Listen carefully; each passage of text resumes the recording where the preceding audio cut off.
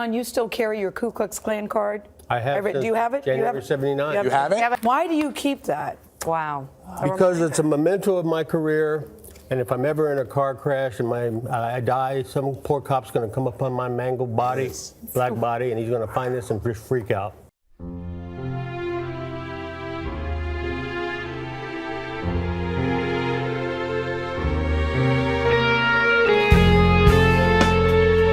Spike Lee is often considered to be a controversial director, though not necessarily controversial to people like you or me, but to stupid people. More specifically, these stupid people. This is because Spike Lee is an African-American man, and many of his films cover the topic of race. And in our current political environment, this means that more people than usual will be riled up by what they consider to be leftist Hollywood liberal politics, because sadly, we currently live in the era of covfefe, by which I mean we live in an era of open bigotry, to the point that while some people don't want to admit that they share identical political views as a group whose wardrobe is fucked if they were ever to combine their hoods in the wash with their neo-Nazi gear. You know, people who deserve a nice punch in the face. And this is also true of Spike Lee's new film, The BlacKkKlansman, a film that may take place in the 1970s but is still very relevant today. Very high concept pitches, 6 words.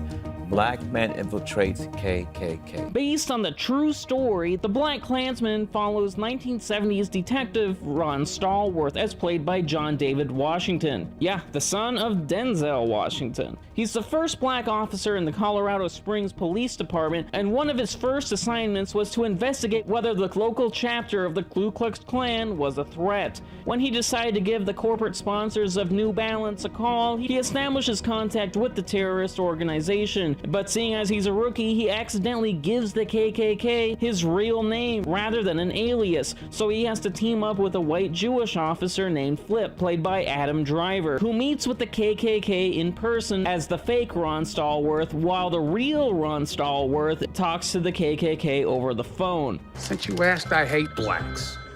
I hate Jews, Mexicans and Irish, Italians and Chinese. But my mouth to God's ears, I really hate those black rats. And anyone else, really, that doesn't have pure white Aryan blood running through their veins. I'm happy to be talking to a true white American. God bless white America. The first thing that really comes to my mind when I think about The BlacKkKlansman is how the movie unflinchingly and unapologetically displays how white supremacy permeates the entirety of American society. And what shocked me the most was just how the film was willing to not only portray the obvious form of racism present in American culture, but also included the more subtle and social aspects as well. While sure, the bigotry and disgusting pathos and ethos of the Klan is on full display, it's the more nuanced moments that create the greatest impact. For instance, the scenes with David Duke, aka the grand dickhead of the KKK, as played by Topher Grace. Yes, that 70s show Topher Grace. And yes, the only instance where it's okay for a white person to, in a way, play Black Spider-Man Topher Grace, gives a very leveled and steady performance as basically the chairman of the KKK, the Papa John himself. And even though Grace's David Duke says all the awful shit you'd expect to find in a racist turd guzzler,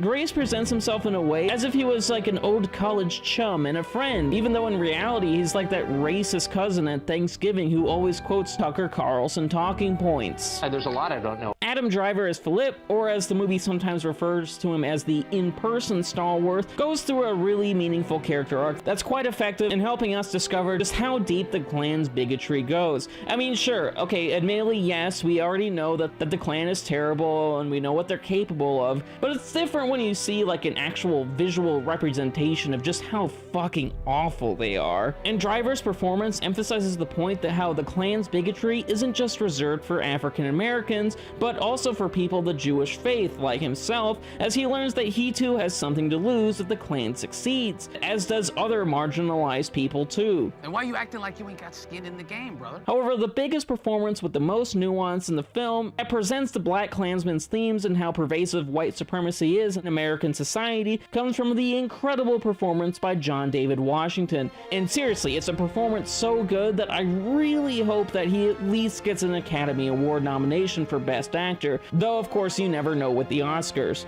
But regardless, he's great because he gives us this performance that is representative of a good man in a tough position, i.e. he's at a moral crossroads because he's a black police officer. The performance of the song, F the Police, will not be permitted.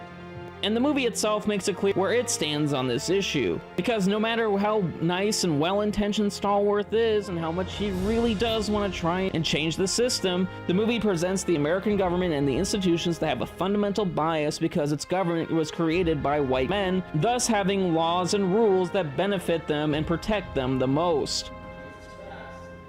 I want to thank you so much for never putting your country second.